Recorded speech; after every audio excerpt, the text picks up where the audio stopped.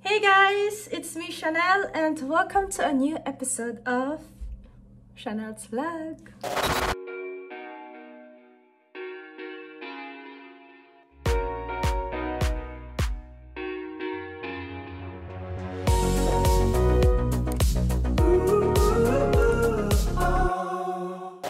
For today's video, I'm planning a special vlog.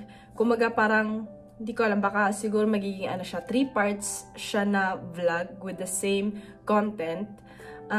This coming Friday kasi darating na si Jan dito sa Germany. Susundin ko siya sa Hamburg Airport. And gusto ko lang i-grab yung moment na, gusto ko lang i-grab yung moment na to ngayon to realize na, eto na. Ito na yun, yung goal naming dalawa na magsasama na kami for good and matatapos na yung LDR. Kaya #LDR soon over. I want to take this opportunity para lang i-share sa inyo kung paano ba kami nagkakilala ni Jan, paano ba naging kami. And yeah, so Beb, if you're watching this, alam ko kikringe ka. Kasi ikikwento ko yung, kung paano ka na-inlove sa akin. Charot.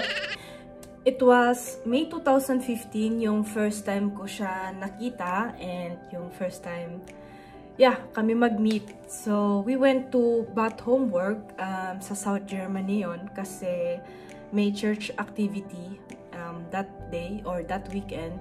And si Father Raul and Father Raul Kaga, tsaka si Jan, pumunta din doon. That time din kasi, parang si Father yata, nag-tour din sa Europe para i-promote yung album niya that year na yon. So, nagkaroon din kami ng opportunity na pumunta din siya sa Germany noon at nag-concert. Nag-mini concert siya doon. So, pinakilala niya sa amin si Jan and na ko kagad, okay, mahihiyain niya tao. Well, sino bang hindi mahihiyain at first, diba? And na-remember ko lang na yung day na yon parang inobserbahan ko slight si Jan noon kasi napakatahimik niya. Hindi siya halubilo sa mga ibang tao, hindi katulad ni Father Raul. Or maybe because he knew the people na who was there, and si Jan, syempre, parang wala siyang kakilala doon. Kaya, hindi siya nakikipag-usap sa mga iba. Nakita ko lang talaga, nandun lang siya sa sulok, tapos, ayun, inoobserbahan niya din yung mga ibang tao. Then, June 2015, yun naman yung time, nagkaroon naman kami ng family day dito sa Lübeck. Then, nag-concert din si Father Raul dito. After ng Mass, nag-mini concert siya. Then, parang nagkausap na din kami yata ni Jan on mga 2 sentence yata. Tapos, slight nakikita na ako sa kanya. Hindi ko na kasi matandaan yung detailed na ano pa ba yung nangyari doon. Pero basta yun yung second time na nakita kami. And then, the next day, after ng Lübeck, sa Hamburg naman sila pupunta. Nagkataon naman, member kasi ako dati ng church band. And tutugtog din kami noon that day na yon. So, nagkita ulit kami doon. Bali yun yung for the third time na nagkita kami. Then, yung nagki-keyboard kasi sa amin, si Adrian, I think nasa Pilipinas siya noon or nasa Amerika. Basta wala siya doon. So, kulang kami na magki-keyboard sa amin. Yung head ng band namin, tinanong ngayon si Jan kung pwede siya mag-keyboard.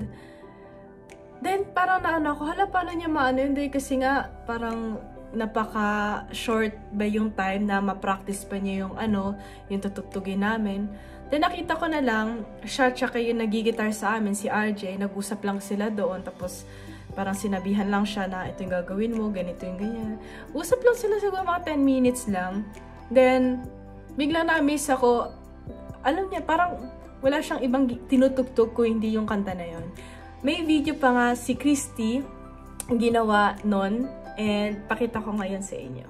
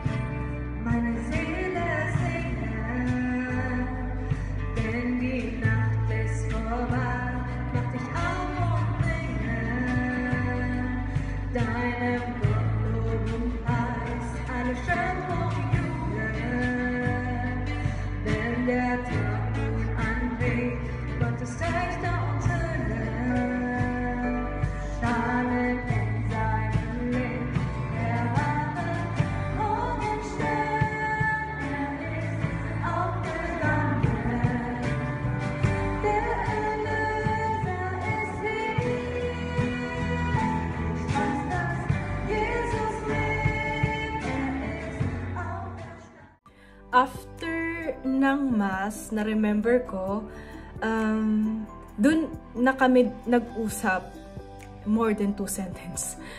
Nagka-ano na kami yata doon, nag-add na sa Facebook, nag-subscribe na ako sa YouTube channel niya, tapos si Christy din, ayan, nagka-usap-usap na kami. Tapos, noon na ako na sa kanya na parang, bait pala nito. Akala ko nung una masungit, hindi siya hindi siya open for new friendships ba. Pero doon ko nakita, okay naman pala siya. Tapos, hindi ko alam kung the next day ba din yun. Pero nagka-decide kami ni Christy after ng Hamburg. Bali, bumalik na kasi ulit kami ng Lübeck noon. Hindi ko alam kung the next day or yung weekend na yun. Nagkayayaan kami ni Christy pumunta ng Hamburg. Dahil kasi nga, yun yung parang itutour ni Father Simon, yung parish priest noon sa Hamburg, na itutour si Father Raul tsaka si John sa Hamburg. So, gusto namin maki-join. Then, pumunta kami doon. So, yun yung 4th time na nagkita kami. And, ayun, nag-tour kami sa Hamburg. Then, nung first, nagkayayaan yata muna kami sa Alex, sa isang parang resto, bar, na nag-inuman sila, tapos kami ni Christy, nakikisali lang din kami sa kanila, sa mga trip nila. Then, yeah, doon kami, sobrang saya, nagpicturan, nag-video-video, tapos, sobrang kami nag-enjoy hanggang sa gabi na yon. Na-remember ko, nung gabi na yon, bali nung hinatid na namin sila sa train, kasi magse-separate ways na ba, na-remember ko, na parang si Father Simon, parang sinabihan yata si Jan. Hindi ko alam kung totoo yun parang sinabihan si Jan na, "Hoy Jan, hindi tayo aalis hanggat hindi mo niyayakap si Shannel." Parang gano'n. Kinig naman si Bruha. Then, ayun, niyakap nga ako ni Jan. Tapos, natatawa ko. Then, ayun, nag-separate ways na nga. Tapos, doon na kami nagkausap ni Christy para nag-open up na, "Huy, ba't ganun? Anong meron? Ba't ganun yung aura yung dalawa?" Then, lang naman ako na, wala, ko lang, parang crush lang, ganyan. Pero hanggang doon lang. Dahil kasi nga, parang gusto ko din munang walang relationship that time noon. Parang gusto ko lang muna mag-focus sa sarili ko. And, yun, lumipas na yung mga ilang weeks, buwan, na, yun nga, nagkakausap na kami palagi ni Jan, since na add niya na din ako sa Skype, lagi na kami nag-uusap. Then one time, hindi ko alam kung right after ng Hamburg yon or a few days after, nagkausap kami ni Jan, and gusto niya ako sanang balikan dito sa Lübeck. And sinabi ko sa kanya, "Sige, why not? Kung gusto mo bang balikan dito, go." Ganyan. Hinanapan ko siya ng yung train, sasakyan niya, saan siya bababa, kung magkano. Tapos, pinaplano na namin yung mga gagawin namin. Gusto niya daw mag-picnic sa sa harapan ng Holstentor. Tapos, mag-usap-usap lang, mag-chill-chill. Sabi ko, "Sige, why not? Ako bahala, ako mag-gagawa ng sandwich sa inumin natin." Basta planado na lahat. Then, the next day, nung pupunta na siya dapat dito sa Lübeck, hindi siya pinayagan ni Father Raul. Kasi nga daw, baka mawala siya. Tapos, syempre, nandun yung responsibility, nandun kay Father Raul. Ayaw niya baka may mangyari kay Jem, which is understandable naman. Pero, na-remember ko na sobrang, ano siya, galit. Hindi man galit, pero yung parang upset ba siya kay Father Raul noon. Then, yun na yung mga na-remember ko. And, that's it. So, bali, yun yung paano nag-start lahat. And then, continue na yun. Usap na kami hanggang sa nakabalik na siya ng Pilipinas. Nag-uusap pa rin kami.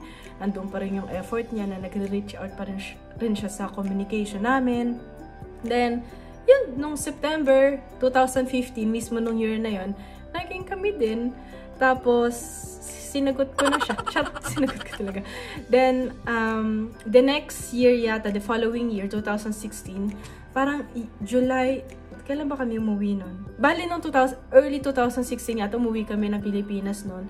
Yun yung first time na nakita na rin kami as na, yun nga, couple na kami. And ganun nag-start. Then, yun, 2018, nag-propose siya sa akin sa Manila Cathedral, sa Intramuros. Tapos, doon na nag-follow lahat ng namin, yung plans namin sa future, kung kung ako ba pupunta ng Pilipinas. Hindi ko alam, naging option ba yun na ako pupunta ng Pilipinas or siya talaga mag-a-adjust at siya ang pupunta dito sa Germany. Alam niyo yun, parang minsan na lutang na lang yung isip ko, tapos eto na yun kasi 2021 na, so this year magsi 6 years na kami ni Jan. And syempre, sa lahat naman ng mga relationship, di ba, ito naman talaga yung goal na ikakasal kayo, na magsasama na kayo. Then, parang, hirap mag-seek in. I mean, hindi naman sa negative way, pero, hindi pa rin siya nagsisikin na, hala, siya nakakasal ka na, grabe magiging misis ka na. Aside from that, yung isa din na, darating na si Jan dito sa Friday. And sobrang taas ng respeto ko sa kanya kasi willing talaga siya na iwan yung pamilya niya, yung kaibigan niya, para lang makapag-start ng bagong buhay kasama ako sa isang foreign country na isang beses pa lang niya napupuntahan, na susugal niya talaga yung buhay niya. I mean, hindi naman susugal, pero yung i-give up niya talaga yung buhay niya na nakasanayan niya sa Pilipinas para lang makapunta dito sa Germany. So, doon ko na-realize na si John kasi hindi siya showy. Hindi katulad ako na yung mahilig magpost sa Facebook ng pictures namin, o yung panay I love you ko sa kanya, I miss you, mga ganun ba. Hindi siya ganon. I mean, nag-I love you siya, pinaparamdam naman niya talaga sa akin na mahal niya ako, ganon. Pero, alam nyo guys, ito yun ito yung parang pinakamalaking confirmation para sa akin, o siguro sa ibang tao din, na mahal talaga ako ni Jan. Kasi, di ba, give up niya yung buhay niya, yung nakasanayan niya, para lang makasama niya ako dito. Tapos, siya, of course, ako din mag-adjust din ako kasi nga, nakasanayan ko din ako lang mag-isa or kasama ko lang yung parents ko. Tapos ngayon, magsasama kami sa isang bahay. Pero, syempre, yung pinakamalaking adjustment, nasa kanya pa rin. And, doon talaga yung respect ko sa kanya na napakataas. And, sinabi ko naman sa kanya para hindi siya ganun malungkot, na tatry pa naman din namin na every year, after ng corona, na after, yun nga, na kung pwede na ulit mag-vacation at lumipad, na magta-try naman kami, umuwi kami every year. Or at least, then na every 2 years, diba? That's it muna for now. Bale, to, pure kwentuhan lang to. And, basta, stay tuned kayo sa next vlog ko. Bali, yung nagiging next vlog ko is yung susunduin ko na siya sa airport. And then, yung third, bali para may overview na kayo, para may dahilan kayo ma-excite sa vlog ko. Bali, ito yung unang vlog, yung paano kami nag-meet. Tapos, yung second vlog, which is this coming Friday, gagawin ko, yung ipipick up ko na siya sa Hamburg. Yung third is yung prenup shoot namin. and then yung 4th, yung pinaka-wedding day na. So, magiging, ano siya, 4 part vlogs. Ay, ano tawag doon? Basta magiging 4 episodes siya na same content lang about me and Jan. Kung, paano nag-start and paano din kami paano namin i-end yung relationship namin at papasok kami sa married life.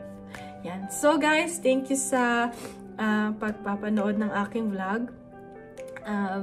Make sure to subscribe kasi magiging maganda yung the next upcoming next vlog ko. So subscribe, like, and comment. And nga pala, nakalimutan ko i-mention, pero guys, I reached 1K subscribers. Actually, ongoing to 2K na nga ako, para nasa 1,600 subscribers na nga ako.